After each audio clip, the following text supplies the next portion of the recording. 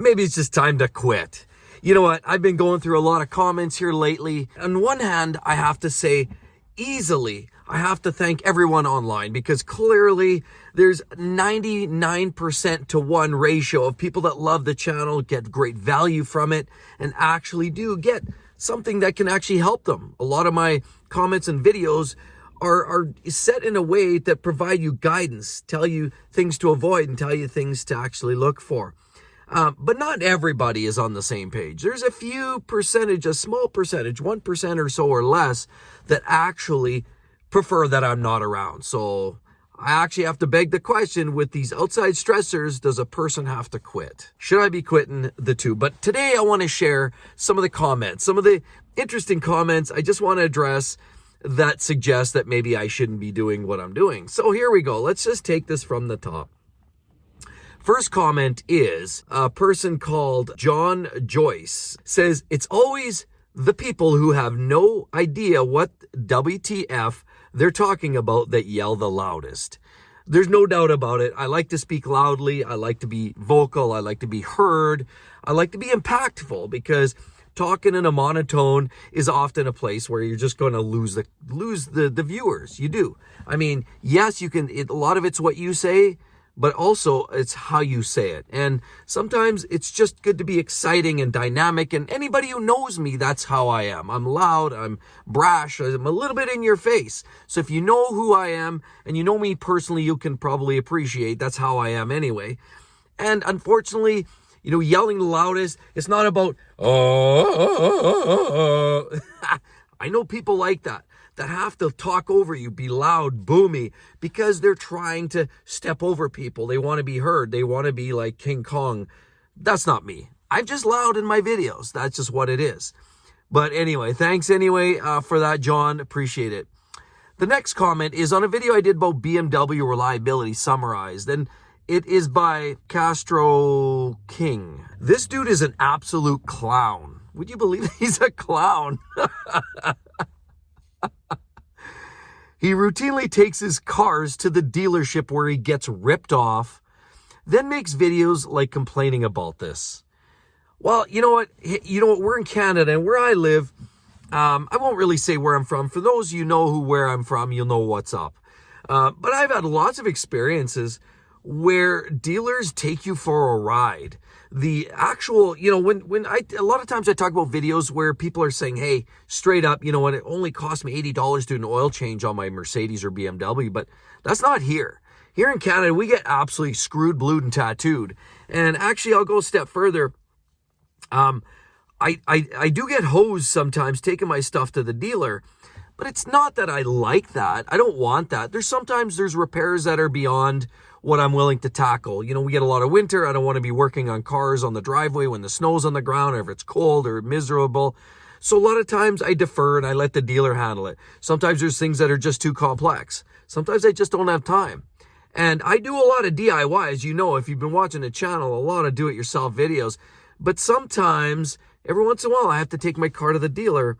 And apparently I'm a clown for doing that. But you know what? I speak on behalf of all clowns around me that also take their car to the dealer and largely have probably similar experiences. The only difference is I have a voice on YouTube that I'm able to share and help other people learn from some of the experiences I've had. And so I want to be at a very positive light. I'm not here to complain about it, but I do think it's very, very important that we share some of these experiences. So thanks, Castro, whatever. Okay, so the next one is Twin Chantilly Tiffany Shenny B or 8 or interesting name. What the heck is a Z? Z? Question marks? Pronounced Z, not Z, Z. It's pronounced Z, not Z. So, and then they laugh. So I think it's comical. The question's asked.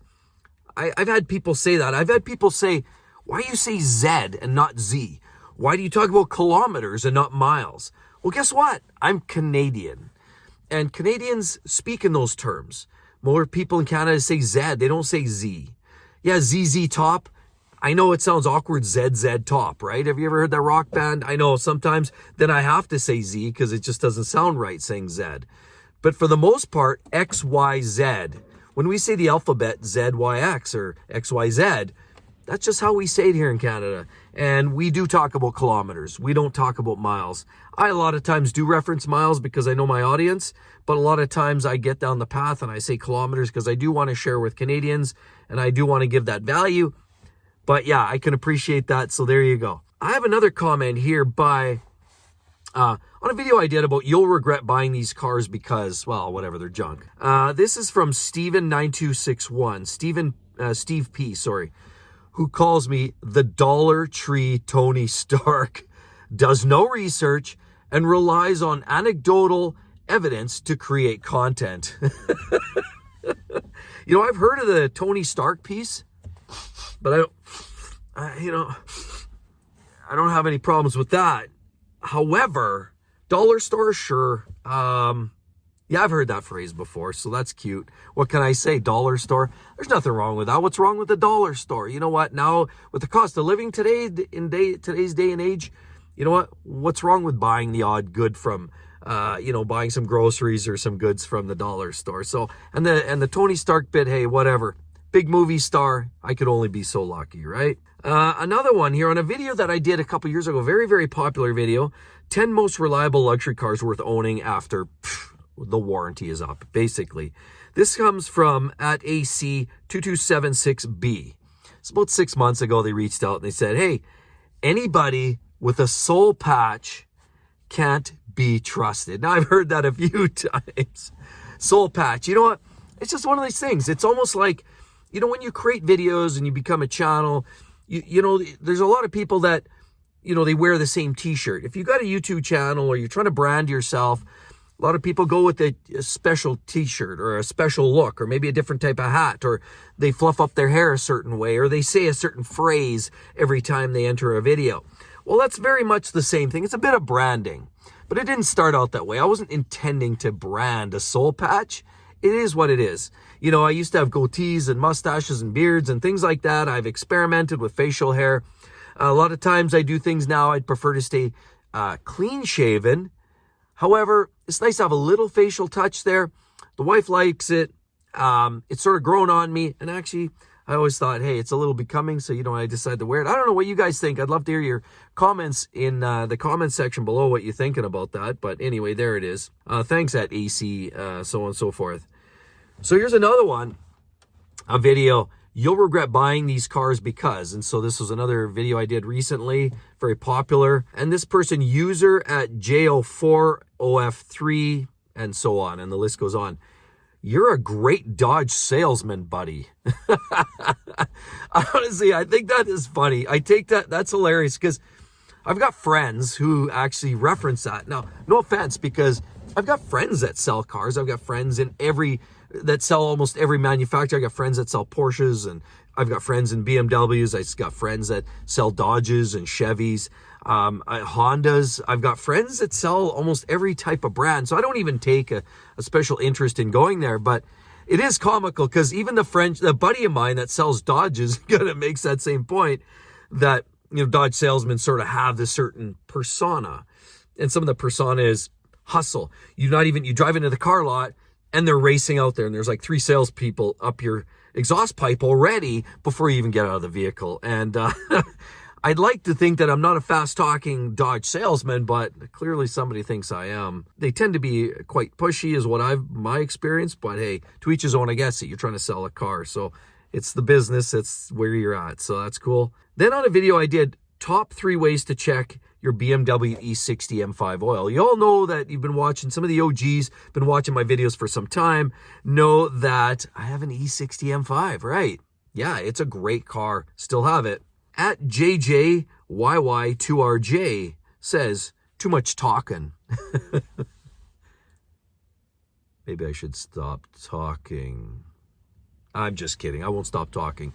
Yes, I do talk too much sometimes. Sometimes my wife says I talk too much. Sometimes my kid rolls her eyes when I'm talking too much. Sometimes people that I know closely imply or suggest, you know, kind of say that I talk too much. And you know what? That's okay. Plenty of time to rest when you're 6 feet under, I guess. And so right now I have the gift of the gab and I like to share it. So it's a reflection. This is a reflection of what's going on up here. Maybe a little bit of chaotic, maybe a little bit of nuts from time to time. But I do like to share. I like to talk and like to express myself.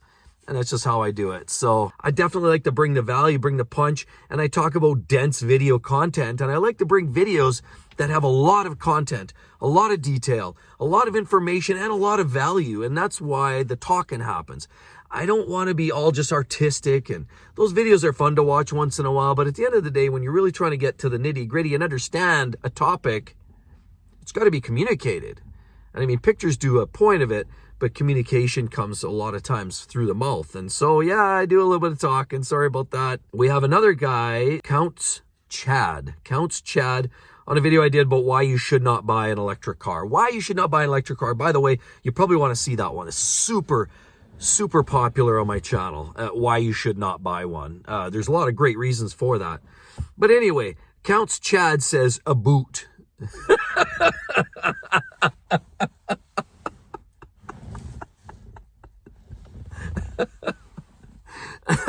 A boot. You know what? I've heard so many. Do I say that? Do I say a boot? Like when I'm talking, I say, you know, it's all about this. It's all about that. It's all about how fast the car goes. It's all about how reliable it is. It's all about a boot. People say I say a boot. Am I saying that? I don't know. Maybe. Let me know. I'd like to hear your thoughts. Do I say a boot? Should I say about? Another video, you'll hate these 10 cars so much that whatever, you'll send them down the road. That was actually, I only posted that video about 11 days ago. Super popular as well. And we have ETVOW or ETVOW says, Canadians should just buy Toyota and Lexus and shut the hell up. I'm not going to, as you know, the last comment, I don't shut the hell up. I like to talk, and I like to talk a lot. But you know what, as Canadians, and all my Canadian friends, why would we even go to Toyota and Lexus? Why don't we just go on our dog sleds? Why don't we just go sit in the igloos, throw on our moccasins, and just chill? Because that's all it does is snow here all the time. We all live in igloos. All it does is ever snow. It's minus 80 degrees here every day. It's never sunlight outside. And so why would we even need a car like a Toyota or Lexus? Anyway, sorry about that. No, Canadians, it doesn't cut off at that line. It doesn't cut off at the parallel. Sorry to tell you guys, for those folks there, of course, you know, that live in Montana and Alberta, which is Canada, it's the same weather pattern. Sorry to tell you that. Yeah, we get winter, but we also get summer too. Sorry. Moving on. We have another one.